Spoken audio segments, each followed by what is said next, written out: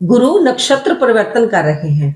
13 अगस्त 2025 को गुरु के पुनर्वसु नक्षत्र में प्रवेश के दौरान ही मेष राशि वालों के जीवन में एक ऐसा दौर शुरू हो जाएगा जिसमें आपको अपने अधूरे कामों को पूरे करने के अब कई मौके मिलेंगे। देव गुरु बृहस्पति तो नैसर्गिक रूप से पहले से ही शुभ ग्रह हैं, किंतु अब विशेष बात यह है कि 12 साल के बाद देव गुरु बृहस्पति अपने ही नक्षत्र पुनर्वसु में प्रवेश करने जा रहे हैं। पुनर्वसु नक्षत्र के अधिष्ठाता ग्रह बृहस्पति हैं और इसकी देवी अदिति देवी है। इस नक्षत्र की खासियत इसके नाम और सिंबल में ही छिपी हुई है। पुनर्वसु अर्थात दोबारा बसना, किसी भी काम को करने का दोबारा मौका मिलना। जीवन में जो काम अधूरे छूट गए हैं उन्हें रीटेक करने का ये समय अब आपको मिल रहा है। राम राम साथियों, मेरा नाम वीना कपिल है। ज्योतिष क्योरी चैनल पर आपका हार्दिक स्वागत करती हूँ। 13 जून 2025 से लेकर 13 अगस्त 2025 के बीच बृहस्पति राहु के आर्द्रा नक्षत्र में रह रहे थे। इस कारण अपनी शुभता नहीं दिखा पाए। ये समय बहुत डिस्टरबेंस वाला था। आपके बहुत से कार्य बनते बनते अटक गए थे। उसका कारण आर्द्रा नक्षत्र का देवता रुद्र अर्थात डिस्ट्रॉय, विनाश करने वाला देव। रुद्र देव की मूल प्रकृति ही विध्वंस करना, चीजों को समाप्त करना है। अब 13 अगस्त से गुरु नक्षत्र परिवर्तन करने जा रहे हैं। अब गुरु सब कुछ अच्छा करने वाले हैं। अब देव गुरु बृहस्पति आने वाले 10 महीनों के लिए अपने ही नक्षत्र पुनर्वसु में प्रवेश करेंगे। अब आपके ना केवल काम बनने लगेंगे, बल्कि जो काम पिछले 2 महीनों में बिगड़ गए थे उन कामों को भी दोबारा सुधार करने का मौका अब आपको मिलने वाला है। इन 10 महीनों में असफलता की बिल्कुल भी गुंजाइश नहीं। हर तीर निशाने पर लगेगा, क्योंकि पुनर्वसु नक्षत्र का सिंबल ही तीर रखने वाला तरकश अर्थात अब आपके पास लक्ष्य को भेदने के लिए असंख्य तीर होंगे। साथियों, हर नक्षत्र के 4 चरण होते हैं। हर चरण का एक नवांश होता है। हर नवांश का अपना स्वामी होता है। नक्षत्र के चारों चरण का स्वामी ग्रह होता है। पुनर्वसु नक्षत्र के चारों चरण के 4 नवांश इस प्रकार हैं। प्रथम नवांश मेष, स्वामी मंगल है। दूसरा नवांश वृषभ, जिसका स्वामी शुक्र है। तीसरा नवांश मिथुन, स्वामी बुध है। चौथा नवांश कर्क, स्वामी चंद्रमा है। पुनर्वसु नक्षत्र के प्रथम 3 चरण मिथुन राशि के अंतर्गत आते हैं, जिसका स्वामी बुध ग्रह है, और चौथा चरण कर्क राशि के अंतर्गत आएगा, जिसका स्वामी चंद्रमा है। पुनर्वसु नक्षत्र में प्रवेश के दौरान बृहस्पति ग्रह वक्री और मार्गी गति से भी चलेंगे, जिस कारण इस साल देवगुरु बृहस्पति 3 बार राशि परिवर्तन करेंगे। तो कुल मिलाकर बृहस्पति के गोचर के इस पूरे समय के दौरान 10 खंड बनेंगे। पुनर्वसु नक्षत्र के चारों चरण में बृहस्पति का गोचर मैं स्क्रीन पर दे रही हूं, आप इसका स्क्रीनशॉट ले लीजिए। पहला खंड या पहला चरण, पहला टाइम पीरियड 13 अगस्त 2025 से लेकर 29 अगस्त 2025 के बीच रहेगा, और दूसरा 30 जनवरी 2026 से लेकर 19 अप्रैल 2026 के बीच। इन दोनों समय के दौरान देवगुरु बृहस्पति पुनर्वसु नक्षत्र के पहले चरण में रहेंगे।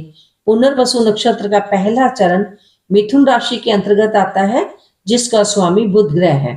पुनर्वसु नक्षत्र के पहले चरण का नवांश स्वामी मंगल है।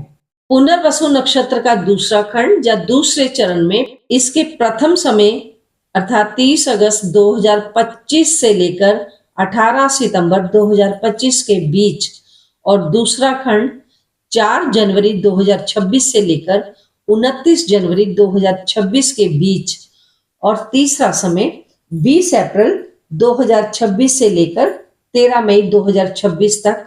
इस दौरान देवगुरु बृहस्पति पुनर्वसु नक्षत्र के दूसरे चरण में रहेंगे।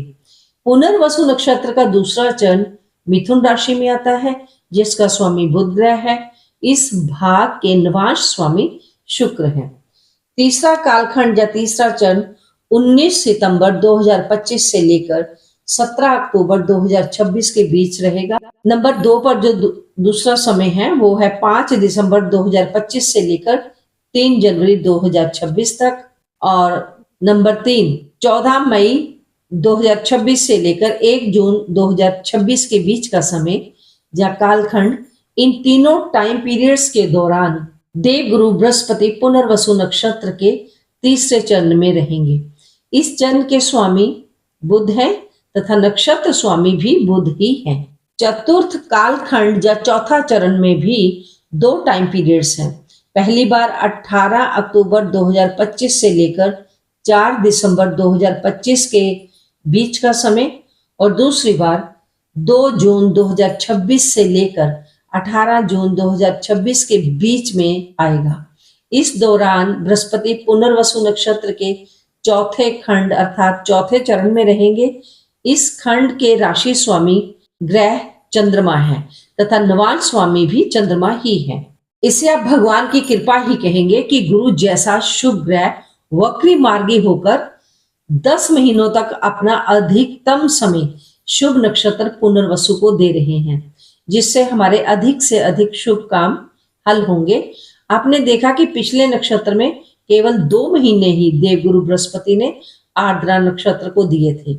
ये वीडियो विशेष तौर पर मेष राशि वालों के लिए है। यदि आपने इस वीडियो को अच्छा रिस्पांस दिया तो बाकी राशियों के लिए भी विस्तार पूर्वक वीडियो बना दूंगी। गुरु का गोचर जानने से पूर्व मेष राशि वालों, आपको शनि 7.5 के प्रति विशेष रूप से सतर्क रहना होगा।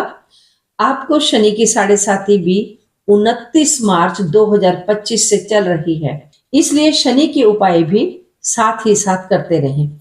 इसके लिए आप प्रत्येक शनिवार और मंगलवार हनुमान जी की उपासना अवश्य करें और मंदिर में घी का दिया हनुमान जी के आगे अवश्य जलाएं। अब सिलसिलेवार जानेंगे कि इन चरण का क्या प्रभाव होगा और कब कब होगा। इस समय के दौरान देवगुरु बृहस्पति पुनर्वसु नक्षत्र में रहते हुए मिथुन राशि में गोचर करेंगे। इस तरह मेष राशि की कुंडली में बृहस्पति तीसरे स्थान में गोचर करेंगे। तीसरा भाव प्रयासों का होता है। अब शुभ नक्षत्र और शुभ ग्रह बृहस्पति के कारण आपके सभी प्रयासों में आपको सफलता मिलेगी। तीसरे भाव में बैठकर बृहस्पति 7वें भाव को, 9वें भाव को और एकादश भाव को तथा जब कर्क राशि में बैठेंगे तब मेष राशि से या मेष लगन से चतुर्थ भाव में बैठकर 8वें भाव को, 10वें भाव को और द्वादश भावों को देखेंगे और इनके कारक तत्वों को शुभता देंगे। मिथुन राशि और तीसरे भाव में बैठकर गुरु आपके लिए छोटे बहन भाइयों का सहयोग दिलाएंगे। कोई पुराना दोस्त मिल सकता है, आपकी वह कोई मदद कर देगा। इनकम टैक्स का ग्राफ अब ऊपर जाएगा। रुकी हुई प्रमोशन आपको मिलेगी, इंक्रीमेंट्स लगेंगे। इन 10 महीनों में मन चाहे स्थान पर आप ट्रांसफर करवा सकते हैं। फालतू की दौड़ धूप से अब छुटकारा मिल जाएगा। बृहस्पति की 5वीं दृष्टि आपके 7वें भाव पर पड़ेगी। तो मेष राशि वालों, शादी नहीं हुई है तो तैयारी कर लो, शहनाइयां तो बजने वाली हैं। जो लोग पहले से ही शादीशुदा हैं उनके जीवन में माहौल और भी अधिक खुशनुमा बन जाएगा। रोजमर्रा की इनकम में भी बढ़ोतरी होगी। इन सभी लाभों के साथ साथ लोगों की धारणा भी अब आपके प्रति बहुत अच्छी बनने लगेगी। 13 जून 2025 से लेकर 13 अगस्त 2025 तक आपने बहुत दुख झेल लिया, क्योंकि तब गुरु राहु के आर्द्रा नक्षत्र में थे। इस कारण लोगों की सोच आपके प्रति अच्छी नहीं थी, क्योंकि 7वें भाव पर राहु से मिश्रित गुरु की दृष्टि पड़ रही थी। इसलिए लोगों की गतिविधियां आपके प्रति षड्यंत्र कार्यों में लगी रही। इस सब का सबसे अधिक बुरा प्रभाव आपके कर्म क्षेत्र पर पड़ा। आपके बॉस और सीनियर्स भी आपके प्रति गलत भावना पाले रहे, लेकिन अब परिस्थितियां एकदम से बदल जाएंगी। वही दुनिया, वही बॉस जो अब तक आपको गलत नजरिए से देख रहे थे, अब उनकी सोच आपके प्रति बदल जाएगी और अब आपको पदोन्नति मिलने के भी मौके मिलेंगे। अब भाग्य आपका पूरा पूरा साथ देगा, क्योंकि देव गुरु बृहस्पति की 7वीं दृष्टि अब सीधे सीधे आपके भाग्य स्थान पर पड़ रही है। अब पिता से भी जो आपके मतभेद हो चुके हैं वो भी अब खत्म हो जाएंगे। बृहस्पति की लाभ देने वाली दृष्टि जो कि नवम दृष्टि है आपके लाभ भाव पर ही पड़ रही है, अर्थात एकादश भाव पर पड़ रही है। एकादश भाव इच्छाओं की पूर्ति का भाव होता है, इसलिए अब आप जो भी प्रयास करेंगे, जिस भी इच्छा के साथ करेंगे, उसका फल आपकी इच्छा के अनुसार ही आपको अब प्राप्त होने वाला है। अर्थात प्रयत्न और प्रयास अब दोनों ही सफल होंगे। जो विद्यार्थी किसी भी प्रकार के कंपटीशन की तैयारी कर रहे हैं वे सफल होंगे। किसी भी प्रकार के इंटरव्यू में आपको सफलता मिलना तय है। विदेश यात्रा का प्रोग्राम यदि आप बनाना चाह रहे हैं तो बन जाएगा। आर्द्रा नक्षत्र के दौरान बहुत से लोगों का विदेश यात्रा का योग लटक रहा था। गुरु बृहस्पति के सुप्रभाव के कारण निश्चित तौर पर आपका विदेश यात्रा का अब योग बनेगा और बिना किसी विघ्न के बनेगा। इसके पीछे का मुख्य कारण यही है कि द्वादश भाव में देव गुरु बृहस्पति की मीन राशि का शुभ प्रभाव होगा और विदेश यात्रा के सभी कामों को यकीनी तौर पर बना देगा।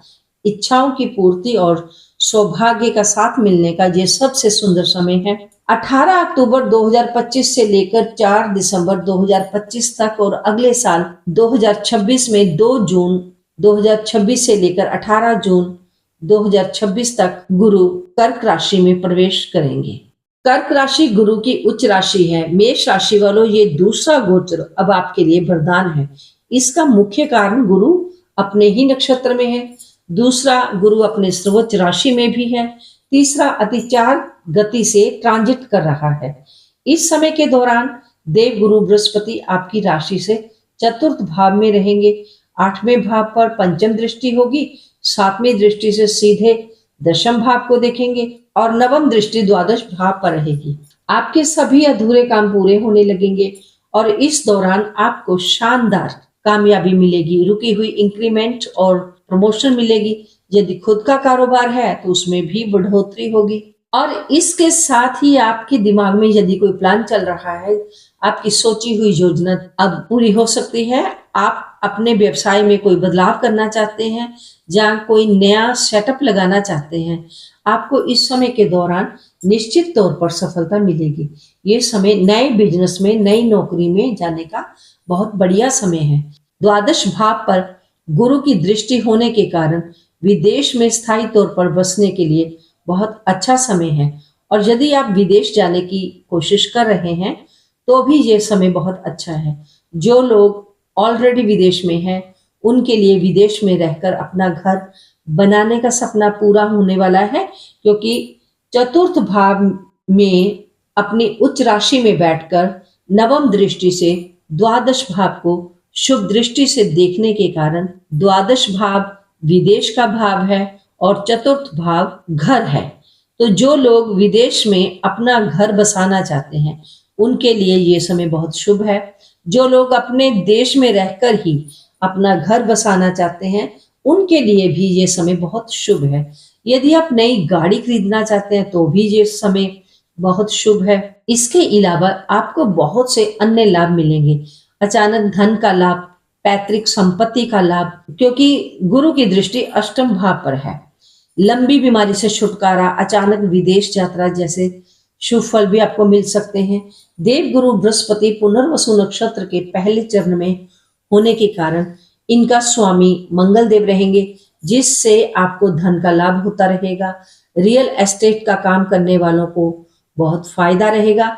इन दिनों कुछ बुरी आदतों का पनपना भी शुरू हो सकता है, विशेषकर युवा वर्ग में। युवा वर्ग को विशेष ध्यान रखना चाहिए, क्योंकि जब धन आता है तो बुराइयां भी साथ लाता है। मेष राशि की गर्भवती औरतें अपना विशेष ध्यान रखें। गर्भवती महिलाओं को भारी वजन उठाने से परहेज करना चाहिए।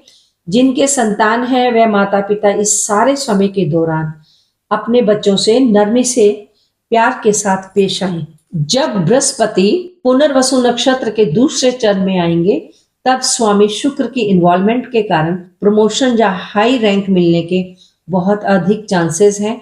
संतान शिक्षा में अच्छा परफॉर्म करेगी।